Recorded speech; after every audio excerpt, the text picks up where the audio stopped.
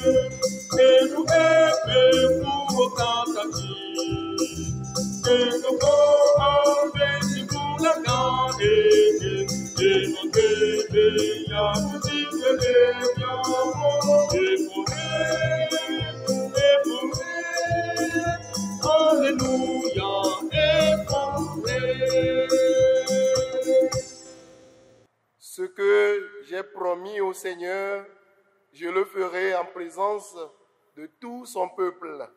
Le Seigneur voit avec douleur la mort de ses fidèles. Ah Seigneur, je suis ton serviteur. Oui, ton serviteur né de ta servante. Tu as défait mes liens. Pour te louer, je t'offrirai un sacrifice et je proclamerai qui tu es.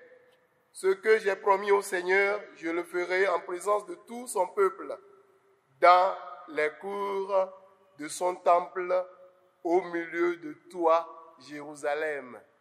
Amen.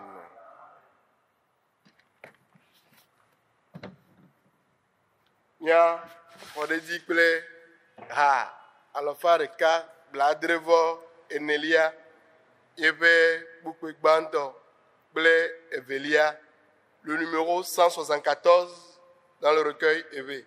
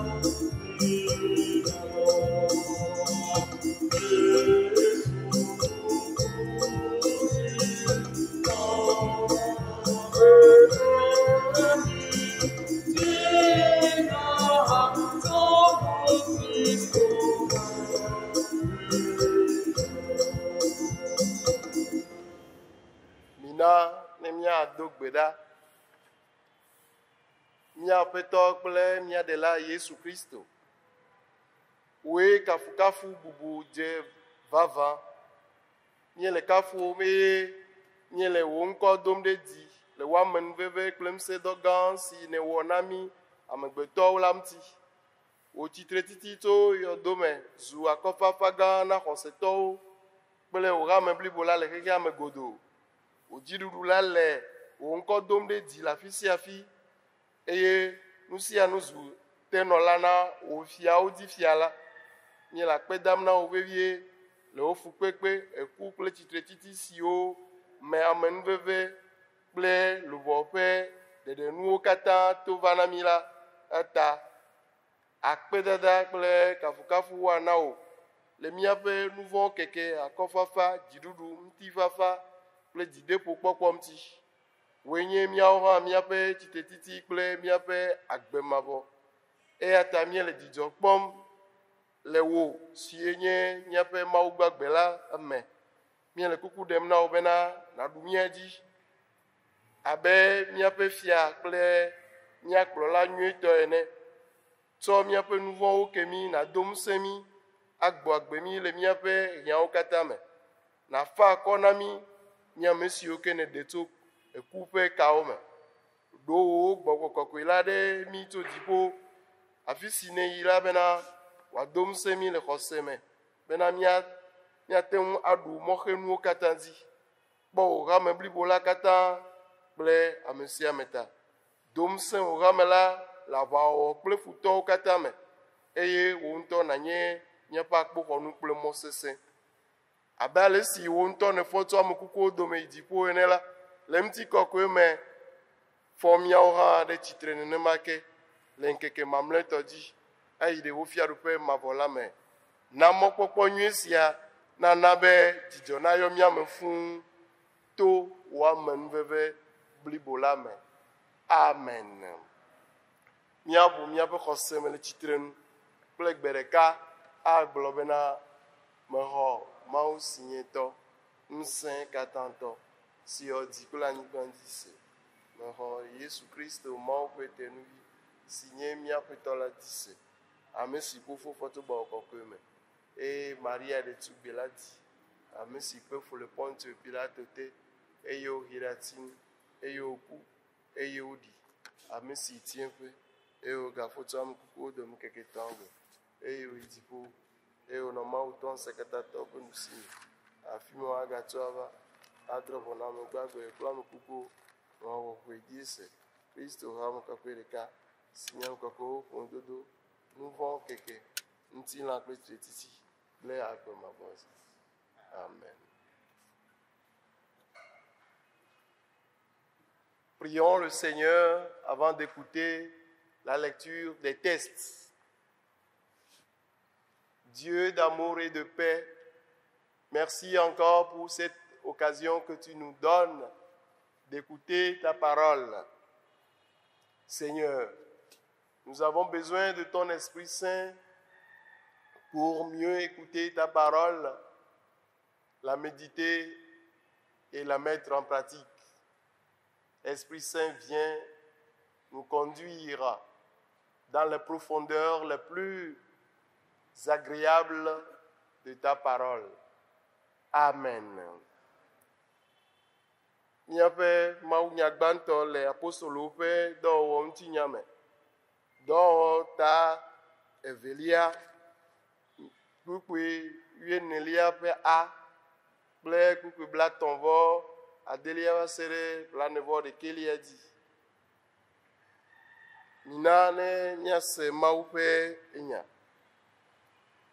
Tete la, Petro kple ame 11 tsitre eye wokɔ woƒe gbedzi gblɔ na wo bena eyata Israël ƒe me katã nanye kɔtɛ bena Yesu sia si ke miawo mieklã ɖe ati ŋuti la, Mawu wɔe Aƒetɔ kple Kristo. Ke esi wose esia la, etɔ woƒe dzime eye wogblɔ na Petro kple apostolo mamlɛawo bena ŋutsuwo kple nɔviwo, nu ka wɔ ge míala? Eye Petro gblɔ na wo bena mitrɔ le miaƒe dzime eye mia dome ame sia ame nana woade mawutsi ta nɛ ɖe Yesu Kristo ƒe ŋkɔa dzi hena miaƒe nu vɔ̃wo ƒe keke eye miaxɔ Gbɔgbɔ Kɔkɔe wòanye nunana, elabena miawo kple mia viwo kple ame siwo katã le adzɔge kple ame geɖe ale si nu Aƒetɔ mia Mawu la yɔ vɛ la tɔe nye ŋugbedodo la. Eɖi ɖase kple nya bubu geɖewo hã eye woxlɔ nuwo gblɔ bena mina woaɖe mi tso dzidzime gbɔgblɔ sia me. Azɔ ame siwo xɔ eƒe nya la, wode mawutsi ta na wo eye le ŋkeke ma dzi wotsɔ lubɔwo anɔ 3,000 kpe ɖe wo ŋu. Amen. Mawunya evelia le Petro ƒe agbalẽ gbãtɔ me. Petro ƒe agbalẽ gbãtɔ ta gbãtɔ ƒe kpuikpui 17 va se ɖe 23 dzi. Mina ne míase Mawu ƒe nya. Eye ne mieyɔ ame si mekpɔ ame ŋkume o eye wòdrɔ̃ ʋɔnu ɖe ame sia ame ƒe dɔwɔna nu ela ƒe ŋkɔ dzi abe fofo ene la, ekema mizɔ le miaƒe amedzronyenye ƒe ɣeyiɣi la me le nuvɔ le vɔvɔ me, elabena mienye bena menye nugbegblẽ siwo nye klosalo alo sika la wotsɔ xe fe ɖe mia ta heɖe mi tso miaƒe yakanyinɔnɔ si su mia si tso mia fofowo gbɔ la me o, ke boŋ kple Kristo ƒe ʋu xɔasi la abe alẽvi si ŋu mokaka kple kpɔtsotso mele o la ƒe ʋu ene, ame si wonya ɖi tsã hafi woɖo xexea me gɔme anyi, gake woɖe ɖe go fia le ɣeyiɣia ƒe nuwuwu me le mia ta. Mi ame siwo to eya ma dzi xɔ Mawu, ame si fɔe ɖe tsitre tso ame kukuwo dome eye wòtsɔ ŋutikɔkɔe nɛ ela dzi se, ale be miaƒe xɔse kple mɔkpɔkpɔ nanɔ Mawu dzi. Esi mieto Gbɔgbɔ Kɔkɔe la me, wɔ miaƒe luʋɔwo kɔkɔe le toɖoɖo nyateƒe la me hena nɔvi lɔlɔ̃ si me alakpa mele o la, eya ta milɔ̃ mia nɔewo vevie tso dzidzadze me, elabena wogbugbɔ mi dzi, menye to didi gbegblẽ me o, ke boŋ to didi magblẽmagblẽ me heto Mawu ƒe enya gbagbe si nɔ anyi tegbetegbe la me. Amen. Mia xɔ ɖe dzi le tsitrenu kple ha 79 ebe kpukpui gbãtɔ kple evelia le tsitrenu.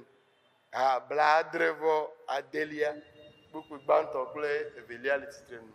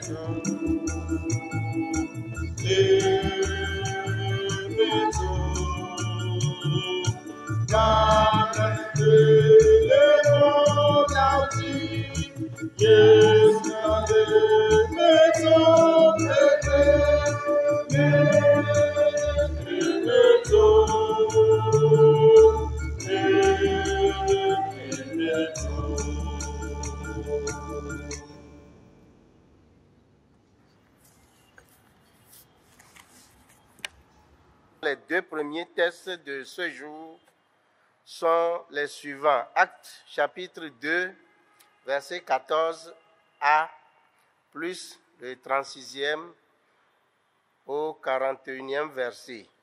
1 Pierre chapitre 1, du 17e au 23e verset. Et l'évangile du jour que nous n'allons lire qu'en hébreu est Luc chapitre 24, du 13e au 35e verset. Miaƒe mawunya etolia wode tso nyanyui la bale si Luka de dzesi ene la me. Tabla vovɔ enelia tso kpukuvi etolia va se ɖe bla etɔvɔ atɔlia dzi. Yesu ɖe eɖokui fia le Emmaus mɔ dzi. Eye kpɔ ɖa le ŋkeke ma dzi la, wo dome ame eve yina ɖe kɔƒe aɖe si ŋkɔe nye Emmaus la me. Eya kple Yerusalem dome anɔ stadio blade eye wole dze ɖom kple wo nɔewo le nu siawo katã siwo va dzɔ la ŋuti. Eye wòva ve me bena esi wole dze ɖom eye wole wo nɔewo biam la, Yesu ŋutɔ va tu wo hele azɔli zɔm kpli wo, gake woƒe ŋkuwo dzi tsyɔ bena womedze sii o, eye wògblɔ na wo bena, nya ka ƒomeviwo nye esi ŋuti miele dze ɖom le mia nɔewo dome le miaƒe azɔli zɔzɔ me, eye miele nublanui nu wɔm ale. Eye wo dometɔ ɖeka si ŋkɔe nye Kleopa la ɖo ŋu gblɔ nɛ bena, alo ɖeka koe dze Yerusalem eye menya nu siwo va dzɔ le eme le ŋkeke siawo me o mahã? Egblɔ na wo bena, kawoe? Eye woɖo ŋu nɛ bena, Yesu Nazaretitɔ la ŋutinyae, ame si nye nyagblɔɖila ŋusẽtɔ le nuwɔwɔ kple nyagbɔgblɔ me le Mawu kple dukɔ la ƒe ŋkume, ame si míaƒe nunɔlagãwo kple dumegãwo de asi be woatso kufia nɛ, eye woaklãe ɖe ati ŋuti. Ke míawo la, míekpɔ mɔ bena eyae nye ame si le Israel ɖe ge kpe ɖe esiawo katã ŋuti la. Egbee nye ŋkeke etɔlia tso esime nu siawo va ve me. Gawu la, mía dome nyɔnu aɖewo hã siwo de yɔdo la gbɔ ŋdi kanya la, do voɖi na mí, eye esi womekpɔ woƒe kukua o la, wova gblɔ bena yewokpɔ mawudɔlawo, ame siwo gblɔ bena ele agbe, eye mía dometɔ aɖewo yi yɔdo la gbɔ, eye wokpɔe abe ale si nyɔnuawo gblɔ ene, ke eya ŋutɔ la, womekpɔe o. Eye wògblɔ na wo bena, o ame masenugɔmewo kple ame siwo ƒe dzi le blewu be woaxɔ nu siwo katã nyagblɔɖilawo gblɔ ɖi la dzi ase. Alo mele na Kristo be wòakpe nu siawo ƒe fu eye wòayi ɖe eƒe ŋutikɔkɔe la me o mahã?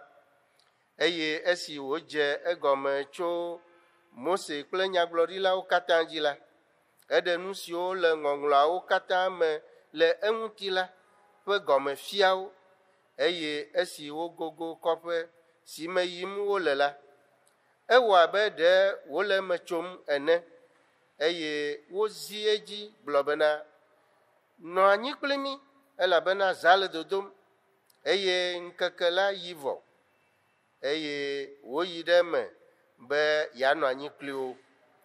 Eye wòva ve me bena esi eya kple wo le nuɖuƒe la, etsɔ abolo la, eye esi wòyra ɖe edzi, eye wòŋe eme la, etsɔe na wo.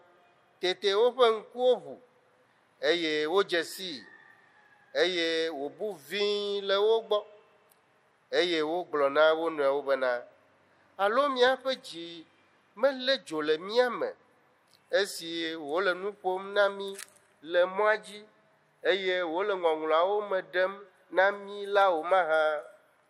Eye wotsi tre le gaƒoƒo ma ke dzi, eye wogbugbɔ yi Yerusalem, eye wokpɔ ame 11 kple ame siwo kpe ɖe wo ŋuti la ƒo ƒu ɖi, eye wogblɔ bena, Aƒetɔ la tsitre vavã, eye woɖe eɖokui fia Simon.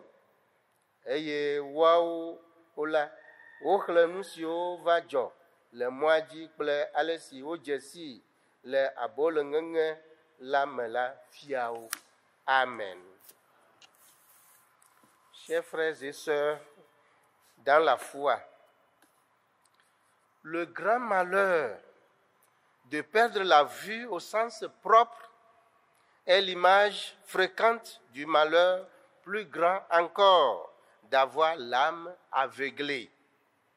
L'aveuglement spirituel est la conséquence du péché en même temps que sa punition selon Job chapitre 36, verset 12. Le Seigneur Jésus, qui est venu afin que nous ayons la vie en abondance, ne voudrait pas nous laisser croupir dans cette mauvaise destinée. C'est pourquoi le thème de ce deuxième dimanche après Pâques nous dit ce qui suit. Le Seigneur t'ouvre les yeux et te purifie. Bien-aimés dans le Seigneur, à présent, abordons de manière ramassée les 3 textes du jour à la lumière de ce thème. Dans le premier texte, c'est-à-dire Acte 2, versets 14a et 36 à 41, les paroles de l'apôtre Pierre ont tellement bouleversé son auditoire, c'est-à-dire les Juifs. Pourquoi? Parce que dans leur état de cécité spirituelle, Dieu leur offre la réconciliation. Jésus leur offre la vie comme cadeau. Et cette bonne nouvelle les touche au plus profond d'eux-mêmes. Cette offre, valable à tous et pour toujours, appelle ceux qui la reçoivent à une transformation concrète et profonde de leur vie.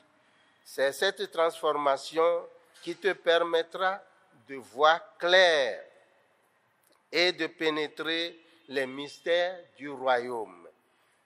Dans le second texte de 1 Pierre, chapitre 1, les versets 17 à 23, le Seigneur nous ouvre les yeux en nous faisant prendre conscience de la valeur du prix payé pour notre conversion et nous appelle à une vie conséquente, c'est-à-dire une vie de pureté.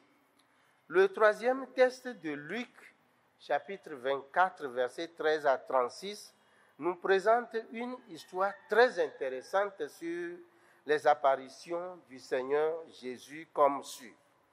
2 disciples de Jésus s'éloignent de Jérusalem, complètement découragés. Jésus ressuscité les rejoint. Il les questionne, les écoute exprimer leur tristesse et leurs doutes.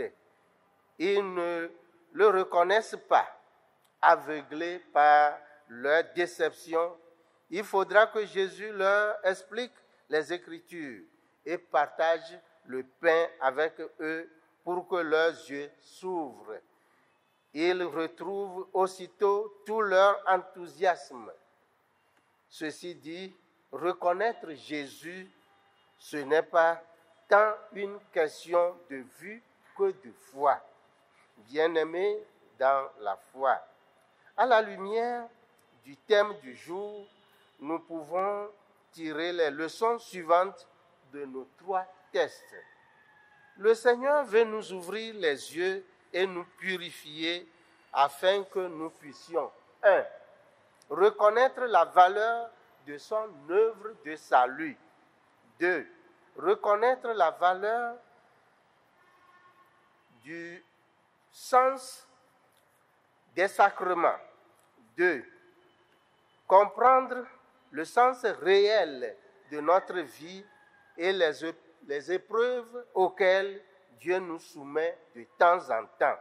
4. Comprendre les messages des signes des temps. 5. Comprendre les déguisements et les nouvelles stratégies de Satan pour détourner les enfants de Dieu. 6. Comprendre ce que le Seigneur voudrait dire aux puissants, aux forts et aux faibles de ce monde, aux savants et aux ignorants de ce monde, aux croyants et aux incroyants de ce monde, à travers la menace de la maladie du Covid-19 de 7 ans. Mon frère, ma sœur, ce thème veut nous amener à comprendre que tout ce qui nous arrive dans cette vie est toujours porteur de messages codés de la part de Dieu. Disposons-nous donc notre cœur afin que notre Seigneur Jésus-Christ puisse nous apprendre à les décoder, les comprendre pour notre propre bien et pour la gloire de son seul nom. Que son esprit nous vienne en aide. Amen. Lɔlɔtɔwo le Aƒetɔ la me. Nenye be ŋutilã me ŋkugbagba nye nu sesẽ na amegbetɔ la, gbɔgbɔmetɔ hã nye nu sesẽ nenema ke. Evɔ ɖekoe mi me dea asixɔxɔ gbɔgbɔme ŋkugbagba ŋuti be ne míavɔ nɛ o. Gbɔgbɔme ŋkugbagba etsɔa míaƒe nuvɔ tɔnyenye gbɔ vana le Hiob ƒe agbalẽ tablatɔ 8 ƒe kuku 9 ƒe nyanu. Ke míaƒetɔ Yesu Kristo, ame si va be míakpɔ agbe kple agbɔsɔsɔ, medi be míatsi gbɔgbɔme ŋkugbagba me ɖaa o. Eya ta wòto Togo Presbyteria nyanyuihamea dzi hetsɔ tanya sia le mía ŋkume ɖom le egbe ƒe kpasiɖa sia dzi be Aƒetɔ la ʋua ŋku na wò eye wòkɔa ŋuwò. Lɔlɔtɔwo le Aƒetɔ la me. Azɔ mina ne míatsɔ mawunya etɔawo asɔ ɖe tanya sia ŋuti ne míakpɔ wo dome kadede. Le mawunya gbãtɔ si míexlẽ va yi le dɔwɔwɔwo ƒe agbalẽ me, Petro gblɔ mawunya na edetɔwo eye wòtɔ dzi gbɔ na wo. Eɖe nuvevi 2 ɖe go fia le eƒe mawunya me. Nuvevi siawo ƒe gbãtɔe nye be Mawu ʋu mɔ na eƒe dukɔ be avuléle naɖo ye kpakpli dome. Nuvevi siawo ƒe veliae nye be míaƒetɔ Yesu Kristo tsɔ agbe le wo nam nenye be woxɔ edzi se. Nya siawo tɔ dzi na wo eye woƒu du va he bia Petro be nu ka le na mí be míawɔ. Petro gblɔ na wo be le na wo be woatrɔ le woƒe dzime, ne woade mawutsi ta na wo, ne woaxɔ gbɔgbɔ kɔkɔe, ne wòanye nunana ne woawo kple wo viwo. Gbɔgbɔ kɔkɔe siae anɔ keklem na wo ye woake ɖe Mawu me nu ɣaɣlawo ŋuti ye woatem anɔ Mawu megbe ŋutɔ gɔ hã. Le mawunya evelia me, wotsɔ asixɔxɔ si le míaƒe Tɔ Yesu Kristo ƒe vɔsadɔ gã si wòva wɔ le xexea me ŋuti kple agbe si wòle mía yɔm na la le mía ŋkume ɖom. Agbe si wòle mía yɔm na eyae nye kɔkɔenyenye kple dzadzenyenye ƒe agbe. Elabe menye ŋutilã me nuwo tsɔ xefe ɖe mía ta o, ke boŋ míaƒe Tɔ Yesu Kristo ƒe ʋu ye wotsɔ xefe ɖe mía ta. Le mawunya etɔ̃lia me, wotsɔ ŋutinya nyui aɖe si woɖe tso míaƒe Tɔ Yesu Kristo ƒe eɖokui ɖeɖefia le tsitretsitsi vɔ megbe ƒe ŋutinyawo dometɔ ɖeka le mía ŋkume ɖom. Ke ŋutinya sia le gbɔgblɔm na mi be nusrɔ̃la eve woawo le nu siwo vava me le Yerusalem esi nyɔnuawo wova fɔ yi yɔdoa gbɔ kpasiɖagbe ŋdi ye wogbɔ va ɖe mania na nusrɔ̃lawo be yewomekpɔ eƒe kukua le yɔdoa me o. Petro kple Yohanes woƒu du wo hã wova kpɔe nenema. Esi wova ɖee na wo koa, nusrɔ̃la ve yawo woawo ya wobi dzi. Wodo dziku ŋutɔ be nya kae nye nya ya. Ko mía detɔwo, Yudatɔwo ƒe amegã yawo woati ŋutsu ya yome kakakaka awui ye woaganɔ eƒe kukua hã yome tim le yɔdo mea. Wobi dzi dzo. Wodze woƒe kɔƒe mɔ. Mɔa dzi wonɔ yim ye Aƒetɔ Yesu ŋutɔ va tu wo le mɔa dzi. Evɔ woƒe ŋkuwo dzi tsyɔ, ale womekpɔe dze si o. Wonɔ dze ɖom le nu siwo va ve me ŋuti. Yesu va bia wo be nu kae dzɔ ɖe wo dzi hafi wole dze ɖom hele nublanui nu wɔm ale. Wobie be ya ɖeka koe nye amedzrowo va dze Yerusalem. Emenya nui le dzɔdzɔm o mahã. Yesu bia wo be kawoe. Wobɔ wo nɛ kaka do. Ale Yesu na wo nya be ele be nu siawo katã woava me le ŋɔŋlɔawo nu. Ale wodze gɔme tso nyagblɔɖigbalewo dzi kaka va se ɖe eya ŋutɔ ƒe ŋutinya dzi na wo. Ale woɖe nuwo me na wo. Le ɣeyiɣi ma me wova yi ɖo woƒe kɔƒe mɔnu.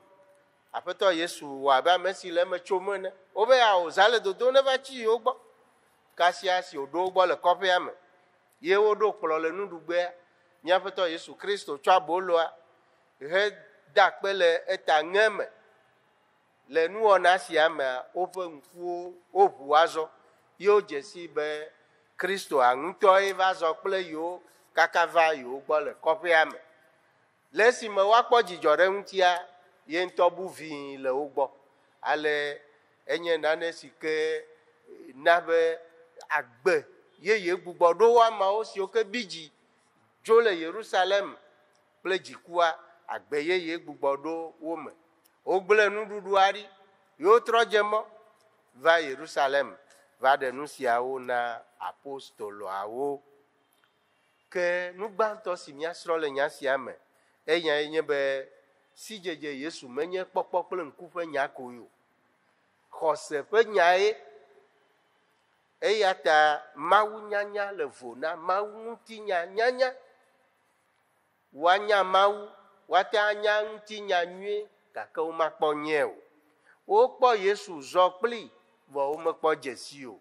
Ele be Yesu neva ʋu ŋku na wo to enuɖuɖu kɔkɔe me. Nuɖuɖu ye míatem esi woɖu gbe ma gbe míawo míatem ayɔ nene egbeawo. Ke ne míetsɔ mawunyatɔ siawo sɔ ɖe egbe ƒe tanya ŋuti la, míaɖe nusɔsrɔ̃ siwo gbɔna ale tso wo me. Míaƒe Tɔ Yesu Kristo ʋua ŋku na mí bene míatem adze si eya ŋutɔ ɖe dzi awu eye míadze si eƒe nuɖoanyi kɔkɔewo ƒe asixɔxɔ. Eʋua ŋku na mí bene míanya asixɔxɔ si le eƒe ɖeɖedɔ si wòwɔ ɖe ameƒomea ta la, mía anye eye míanɔ eƒe agbe. Eʋua ŋku na mí be míase míaƒe agbea gɔme eye míase dodokpɔ siwo Mawu tsɔ ɖoa mía ŋkume edzi la míatem ase wo gɔme azɔ kple Mawu le wo me. Eʋua ŋku na mí be míase ɣeyiɣiawo ƒe dzesiwo gɔme, míakpɔ wo ase wo gɔme anɔ eƒe agbe. Eʋua ŋku na mí bene míate ŋu adze si Satana ƒe ayemɔnu yeye siwo le esi bene yeatsɔ akplɔ Mawuviwo atrae bene míadze si ne míawo míagadze eƒe mɔtetrewo me o.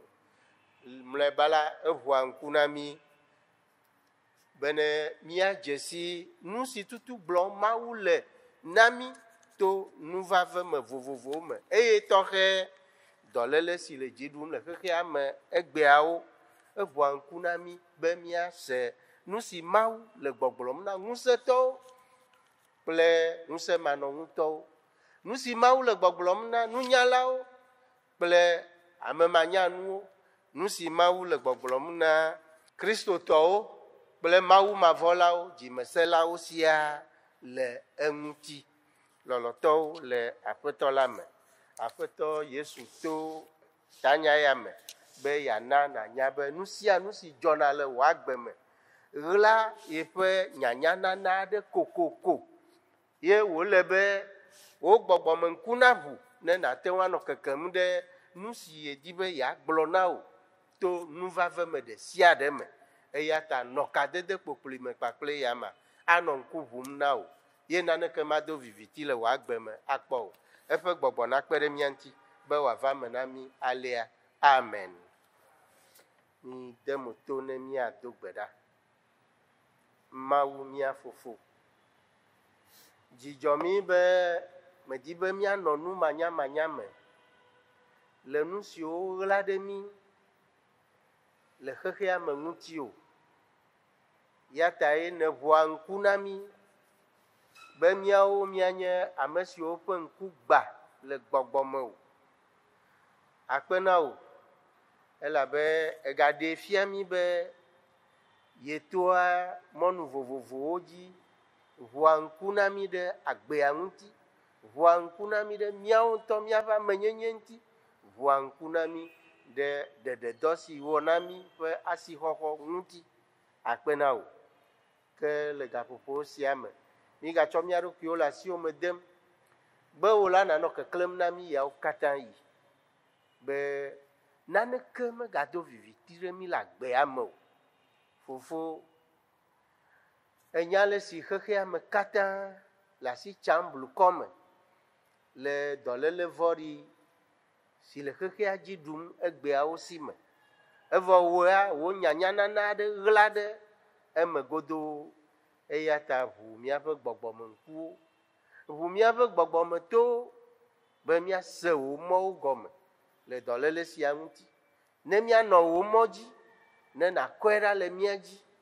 Mawu mavɔ, wò dɔla siwo dzi dɔléle sia le, esiwo le dɔyɔƒewo kple esiwo ŋuti womekpɔ ke ɖo haɖe o, míeɖe kuku nɔ be nàtsɔ wò dɔyɔsi sesẽkawo ŋuti ne woakpɔ hayahaya.